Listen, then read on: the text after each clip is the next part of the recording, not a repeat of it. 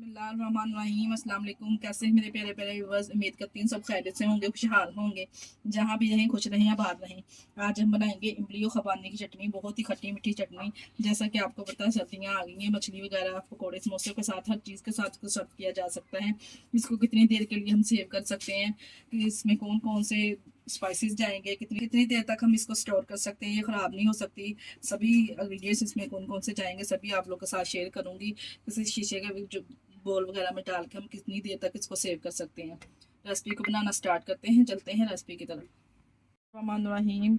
खट्टी मीठी चटनी बनाने के लिए हमने ये 250 ग्राम खरमानियाँ ली हैं। इस तरह से अच्छे से हमने इसको साफ़ करके और अच्छे से हमने इसको धो लिया, इसमें कोई डस्ट वगैरह ना हो, क्योंकि इसमें मट्टी वगैरह डस्ट इतनी ज़्यादा होती है। अच्छे से हमने इसको साफ़ करना है। और ये हमने 100 ग्राम इमली ली है।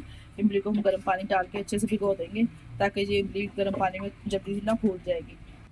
इमली में हमने गर्म पानी डाल देना है। गर्म पानी डालने से इमली जो जल्दी से फूल जाएगी। इमली का हमें पल्प चाहिए और खमानियों में हमने पानी डाल देना है। इस तरह से इमली में पानी हमने गर्म डाल दिया, अच्छे से पानी के साथ इमली को मिक्स कर देंगे, ताकि हमें जल्दी से है ना जो इमली का पल्प चाहिए, इस तरह से मिक्स करेंगे तो जल्दी से इमली फूल जाएगी। इधर खमानियों में भी हमने गर्म पानी डाल दिया, क्योंकि हमें जो चटनी है वो जल्दी चाहिए। अगर आपको जल्दी नहीं चाहिए चटनी, तो आप ठंडे पानी में खरमानियों को भिगो सकते हैं। 1 गिलास डाल के मैंने इसको पानी में भिगो दिया है खरमानियों को। इस तरह से इमली का पल्प निकल जाए तो हमने दोनों चीज़ों के एक पैन में डाल लेना है। ये देखिए जी, 5 मिनट के लिए हमने सिर्फ इसको छोड़ा था। देखिए इमली कितनी अच्छे से ये फूल चुकी है। अब हमें ना सिर्फ इसका पल्प चाहिए। ये जो खरमानियाँ हमने ली थी, इसमें एक छन्नी से ना हमने इसका पल्प को निकाल लेना, अच्छे से मैश करके किसी चम्मच वगैरह से इस तरह से मसल के हम ऊपर से थोड़ा सा पानी डालेंगे। अच्छे से इसका पल्प देखें जो गिटके हैं वो इस तरह से, जो इसकी गुठलियाँ वो देखो सेपरेट हो रही है ना, थोड़ा सा इसके ऊपर से हम पानी और डालेंगे, तमाम पल्प इसमें निकल जाएगा। चेक कर सकते हैं कैसे गुठलियाँ इसकी नज़र आ रही हैं। स्ट्रेनर की मदद से हमने इसमें अच्छे से पल्प निकाल लिया है। और जो पानी है, इसके पानी के साथ ही हमने इसमें डालना है 1/2 टीस्पून मैंने इसमें नमक ऐड किया है। और 1/2 टीस्पून हमने चिली टीस्पून कश्मीरी लाल मिर्च शामिल की है। और 1/2 टीस्पून हमने खुशबूदार साबुत ज़ीरा ऐड किया है। 1 चुटकी के बराबर मैंने इसमें ज़रदा रंग ऐड किया है, कलर के लिए। कलर बहुत ज़बरदस्त से आएगा। और तमाम चीज़ों को एक पैन में डाल लेंगे।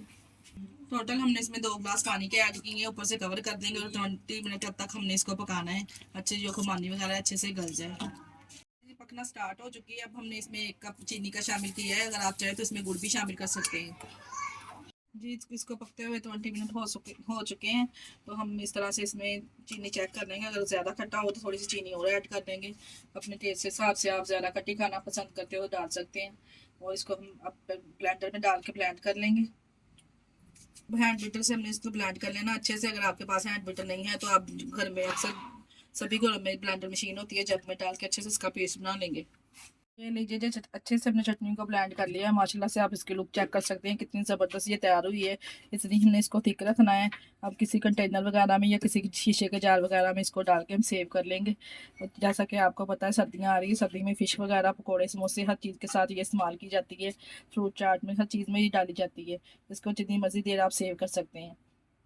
ये लीजिए जी, माशाल्लाह से इस तरह से हमने एक कंटेनर में इसको निकाल लिया। इस बोल में हम डाल के इसको सेव कर लेंगे। इसके साथ ही हमें दी इजाज़त। अपना बहुत सारा ख्याल रखिएगा और हमें दुआ में याद रखिएगा। हमारे चैनल को लाइक और सब्सक्राइब करना ना भूलिएगा। ओके, अल्लाह हाफिज़।